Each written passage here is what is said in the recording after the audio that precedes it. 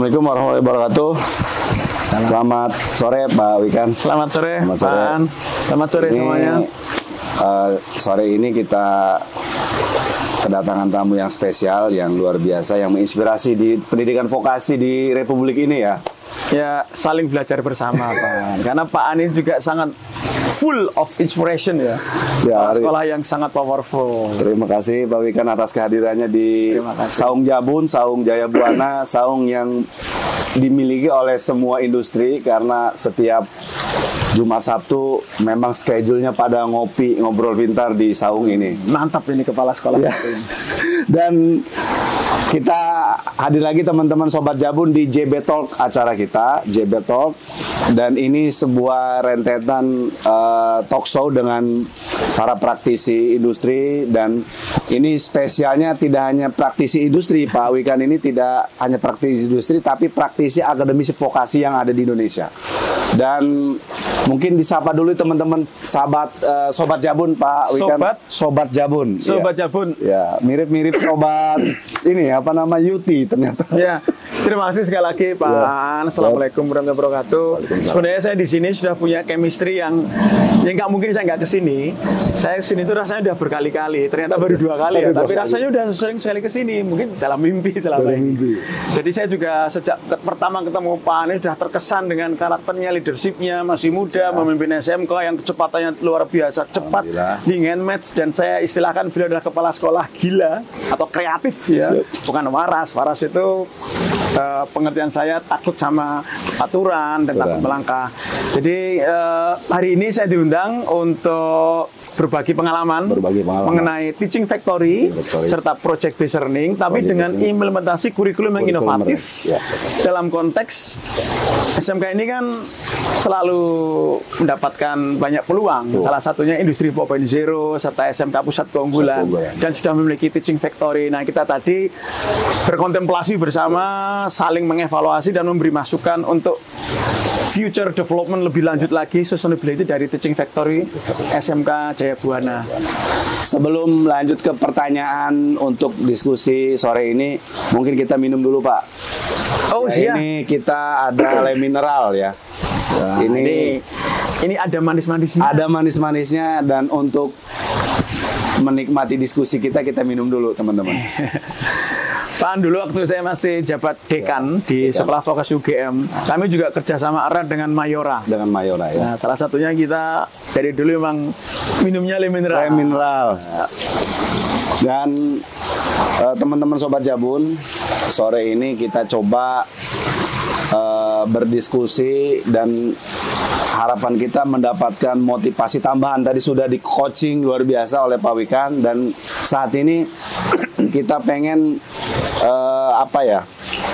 mendapatkan pengalaman Pak dari Bapak dulu semasa aktif mahasiswa di luar negeri, karena kebetulan Jaya Buana ini kan ada kurang lebih sekitar 54 anak yang sedang belajar bahasa Jepang, pengen pada keluar negeri.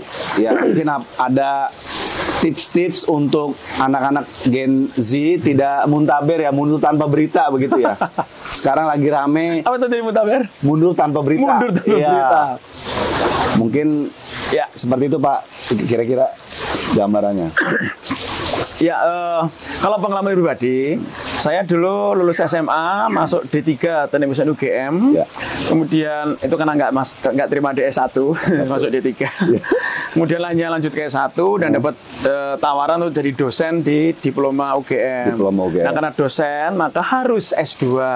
Waktu itu saya nekat, pokoknya kalau bisa S2 bisa keluar negeri, dalam beliau dapat beasiswa S2 di Belanda. Di Belanda teman-teman, luar biasa. University of Twente dan sandwich dengan University of Dortmund di Jerman. Di Jerman. Jadi saya kuliahnya di 2 negara itu, S2, pulang jadi dosen nerusin, kemudian S3, saya harus sampai S3, dan saya dapat beasiswa Mombukakso. Kalau tadi di Belanda kan beasiswa Stunet dari pemerintah Belanda, nah sekarang dari pemerintah Jepang, Mombukakso atau Mombuso S3 ke Jepang di Kobe University. Nah, saat ini kebetulan saya juga sedang kerjasama dengan Horenso. Oh ya, Horenso. SO, Sending Organization di Bekasi, SMK Mitra Industri, pengiriman siswa ke Jepang. Ya. Tugas saya di Jogja mendevelop pusat training bersama SMK. Yang kita latih ada puluhan hingga mungkin 100 ya siswa SMK yang sudah kita seleksi ketat. Dari ribuan pendaftar kita seleksi karakternya, attitude-nya, kemampuan logikanya, kemudian juga soft skill-nya. Baru kita training bahasa Jepang sampai ke N4. Nah, kita bantu mencari perusahaan-perusahaan di Jepang. Itu bersama Horenso. Jadi poinnya adalah kalau kembali ke pengalaman saya pribadi, sebelum nanti kita diskusi tentang peluang ke Jepang, yaitulah tadi pengalaman saya pribadi yang somehow membentuk saya. Oh ya, pengalaman saya sebenarnya lebih ke saya lebih senang cerita nggak cuma S2, S3, tapi saya lebih senang saya punya pengalaman pribadi. Saya pernah bisnis 16 kali, 11 gatot. Gagal total. Ternak lele, ternak jangkrik, nanam lombok, ngesuk eksportir, ketipu.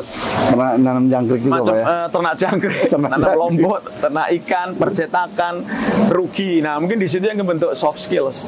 Jadi sebelum nanti kita masuk ke diskusi ke luar negeri, semua itu saya semakin sadar bahwa Indonesia dengan bonus demografi kita hanya akan sukses ketika pendidikan kita mampu untuk menjamin generasi muda kita itu memiliki soft skills dan karakter yang hebat.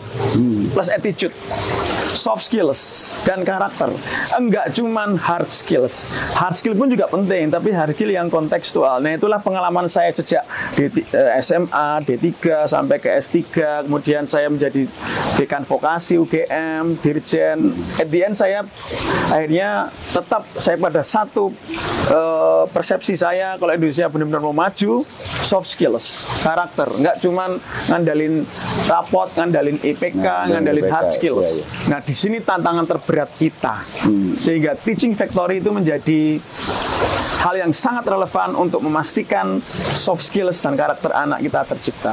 Mungkin itu jawaban saya untuk pengalaman pribadi saya. Teman-teman Sobat Jabun, jadi ternyata soft skill itu di era milenial, di era Gen Z seperti sekarang, penting banget ya. Semakin Pak. Penting banget. Sebenarnya sejak zaman dulu pun itu yang relevan itu sebenarnya soft skill dan karakter. Yang dibutuhkan dunia kerja itu lebih ke soft skill. Kitanya saja yang somehow masih agak bingung cara ngajarin soft skill, sehingga yang kita ajarkan itu tentang hard skills, dan kalaupun teori hafalan tanpa konteks. Betul.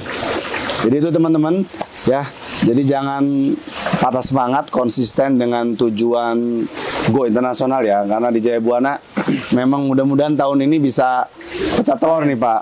Jadi tahun lalu ada yang pengen ke Taiwan, yaitu tadi orang tua tidak support sistem. Terus yang kemarin mau itu memang kayaknya di mana-mana ya Pak ya. Di mana-mana. Terus ada yang pengen ke Jerman, Australia. Kemana ada yang ke Australia, Austria, Hungaria. Ya, kita melalui Natwide dan Kadin waktu itu kita proses, ternyata orang tuanya belum support, akhirnya gagal juga. Nah, mudah-mudahan di 2024 ini tahun berkah, tahun penuh rahmah, sehingga amin, anak-anak Jaya Buana bisa go internasional. Amin. Jaya Buana sebenarnya gini Pak. Ini impresi saya sejak pagi sampai sore ada di sini ya. Kenapa kok nanti saya optimis anak-anak kita Jaya Buana bisa keluar negeri. Jadi yang jelas Jepang, Jerman, apalagi ya Korea. Dan negara-negara maju itu sedang mengalami penurunan jumlah penduduk. Mereka mengharapkan SDM terbaik dari negara-negara kayak Indonesia untuk ke sana. Tetapi mereka selektif mengambil. Iya, yang jujur, yang mau kerja keras, yang kreatif, yang karakternya baik, yang boleh masuk ke sana dengan bahasa yang disiapin. Nah, itu yang saya alami ketika saya membantu Horenso. Betapa sulitnya kita menyeleksi anak-anak kita di SMA. Yang daftar 1000, yang lolos paling cuma nggak nyampe 100. Nah, dengan saya melihat karakter anak Jaya Buana, tapi ya ini jangan GR ya, jangan GR ya anak Jaya Buana. Saya merasakan anak Jaya Buana itu punya gairah, punya pandangan yang positif pada tantangan kehidupan di masa depan. Jadi mereka itu ada kehidupan nyata di dalam tubuh mereka. Mereka juga berani untuk menyapa kita, kemudian senyum, senyum, menyapa, senyum dengan sikap yang baik. Ya. Nah itu kalau ditambahin dengan kemampuan bahasa asing, itu yang dibutuhkan oleh negara-negara yang sedang butuh mencari SDM yang terbaik. Nah ini impresi saya, Pak. Terima kasih luar biasa Pak Wikan. Mudah-mudahan ini menjadi motivasi teman-teman, konsisten, lanjutkan, dan go internasional. Mungkin selanjutnya nih Pak, kira-kira tadi kan sudah dibahas masalah TEVA ya Pak Teaching ya? Factory. Teaching Factory. Kira-kira apa sih Pak yang menginspirasi munculnya TEVA itu Pak? Iya. Ini very good question ya. Yeah. Pertanyaan yang sangat krusial. Ngapain kok TEVA? Yeah. Karena menjawab aspek pertama tadi, yaitu Indonesia SDM kita sedang bermasalah untuk di-develop soft skills dan karakter. Ketika pembelajaran itu bukan dengan TEVA, dengan pembelajaran yang konvensional, guru ngajar, siswa dengerin saja, atau kalaupun praktek yang tanpa konteks, ngabisin waktu ratusan jam praktek tapi nggak ada produk, nggak ada konsumen, ya itu kan bukan TEVA. At the end of the day, saat ini kita sedang merasakan bahwa satu, indeks produktivitas SDM kita rendah. Bahkan termasuk terendah di ASEAN. Bandingkan dengan negara Asia, makin rendah lagi. Indeks produktivitas, ini bukan masalah pinter bodoh ya. Karakter produktif. Dua, indeks inovasi dan indeks kreativitas SDM kita juga rendah. Jadi kita itu nggak produktif, nggak kreatif. Dan masih ada lagi catatan yang lain. Nah itulah produk dari pendidikan kita selama puluhan tahun ini. Mau pakai kurikulum apapun, kalau pembelajarannya itu masih dengan mindset lama, kuncinya di mindset, pola-pola konvensional, hafalan tanpa konteks, praktek tanpa konteks, nggak jalan. Nah di sini saya berpikir selama bertahun-tahun sejak lama. Saya tadinya terpikirkan itu gini, kalau fakultas kedokteran untuk melatih calon dokter maka dibutuhkan yang namanya teaching hospital. Jadi di dalam kampus kedokteran itu harus ada teaching hospital. Hospital untuk ngajarin mahasiswa kedokteran agar dia bisa mampu melakukan praktek klinik dengan pasien. Nah kalau dalam vokasi terus apa? Dia teaching hospital. Berarti kalau di vokasi kan erat dengan industri, erat dengan factory. Ya sudah namanya teaching factory atau teaching industry. Itu yang melandasi kenapa saya getol sekali. Karena ketika calon dokter itu belajar di teaching hospital, kan jadi soft skillnya kan ke develop. Sama ketika anak vokasi belajarnya dengan TEVA, teaching industry, soft skillnya pasti ke develop karena ketemu dengan produk nyata, tantangan nyata, SDM nyata, konsumen nyata, pasar nyata. Cuma selanjutnya yang jadi masalah lagi adalah kalau TEVA-nya berdiri tapi kurikulum jalan sendiri. Itu masalah lagi. Ada dannya nanti ya Pak ya. Guru-guru ngajar sendiri, mata pelajaran jalan sendiri-sendiri, PR-nya jalan sendiri, nggak ada hubungannya dengan teaching factory. Itu namanya bukan TEVA, tetapi T dan FA. Bukan teaching factory, tapi teaching dan factory. Nah inilah yang menjadi tantangan berikutnya. Bagaimana memahami TEVA, tapi kurikulumnya biar bisa klub. Nah jadilah teaching factory. Mungkin itu Pak yang melandasi kenapa saya getol sekali, kenapa TEVA dan harus connect kurikulum. Akhirnya soft skills dan karakter harus kebentuk di lulusan kita. Luar biasa, ini semangat beliau masih sore, udah sore gini masih tetap stabil. Mungkin berkat minuman ini, berkat minum le mineral, ada manis-manisnya.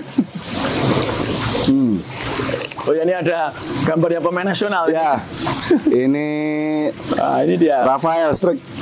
Ya, penyerang timnas kita. Mungkin Sobat Jabun itu aja mungkin sore-sore bareng Pak Wikan.